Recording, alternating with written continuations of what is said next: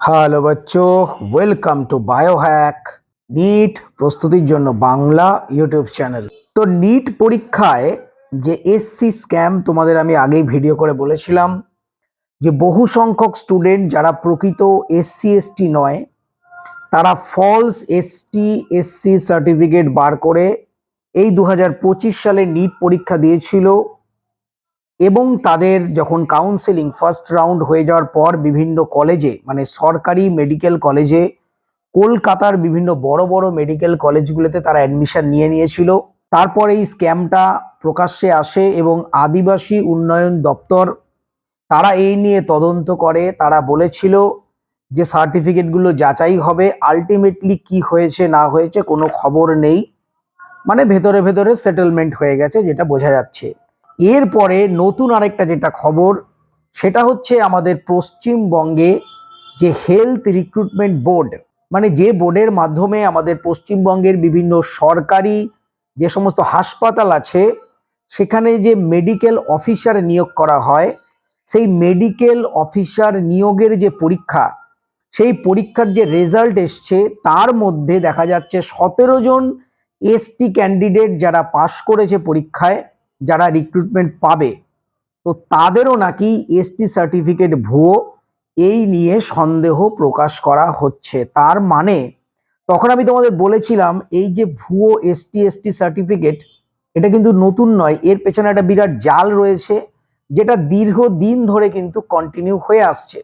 আমরা তো নিটের সময় দেখেছিলাম যে স্টুডেন্টগুলো, কিন্তু এটা তোমরা দেখো এরা প্রত্যেকেই ডাক্তার, এরা সরকারি হাসপাতালে চাকরির জন্য পরীক্ষা দিয়েছিল। তার মানে এরা যথারীতি ফলস এসটি সার্টিফিকেট বার করে ডাক্তারি পড়ে রেজিস্ট্রেশন নাম্বার পেয়ে গেছে, ডাক্তারও হয়ে গেছে এবং এরা সরকারি হসপিটালের জন্য তারা আবেদন করেছে এবং তারা পরীক্ষায় পাশ করেছে। তার মানে তারা চাকরি পাবে, এই রকম একটা পরিস্থিতি দাঁড়িয়েছে।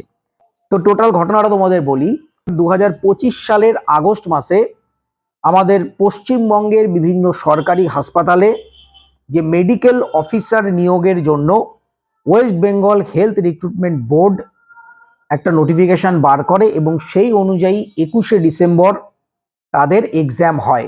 তো যথারীতি এক্সাম হওয়ার পর 2000 থেকে 2500 জনের একটি মেরিট লিস্ট সামনে আসে, মানে 2000 থেকে 2500 জন তারা কিন্তু ওই পরীক্ষায় পাস করেছে, যেখানে সিট রয়েছে 800 জন, মানে 800 জন মেডিকেল অফিসার আমাদের পশ্চিমবঙ্গের বিভিন্ন সরকারি হাসপাতালে নিয়োগ করা হবে।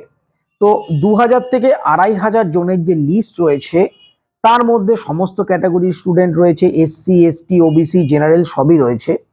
তো যতজন এসটি ক্যান্ডিডেট মানে তপশিলি উপজাতি ক্যান্ডিডেট রয়েছে তাদের মধ্যে 17 জন ক্যান্ডিডেট তাদের যে পদবি মানে নামের যে টাইটেল সেটা দেখে মনে করা হচ্ছে যে তারা এসটি নয়, মানে এসটি ক্যান্ডিডেটদের নামের যে পদবি হওয়া উচিত সেই পদবি কিন্তু তাদের নয়। কিন্তু পদবি না হলে কি হবে, তারা যথারীতি এসটি সার্টিফিকেট দিয়ে নিট এক্সাম বা West Bengal joint entrance exam পরীক্ষা দিয়ে তারা বিভিন্ন মেডিকেল কলেজে ঢুকে ডাক্তার হয়ে অলরেডি বেরিয়ে গেছে। তো সেই রকম 17 জনার যে এসটি সার্টিফিকেট সেটা নিয়ে সন্দেহ প্রকাশ করা হয়েছে এবং আদিবাসী উন্নয়ন পর্ষদ তারা কিন্তু এই হেলথ রিক্রুটমেন্ট যে বোর্ড তাদের কাছে তদন্ত করবার জন্য অভিযোগ করেছে এবং এই আদিবাসী উন্নয়ন পর্ষদ বা আদিবাসী উন্নয়ন সমিতি তারা কি করবে, ওই 17 জনের যে এসটি সার্টিফিকেট তারা পরীক্ষা নিরীক্ষা করে দেখবে সেগুলো অরিজিনাল না ডুপ্লিকেট।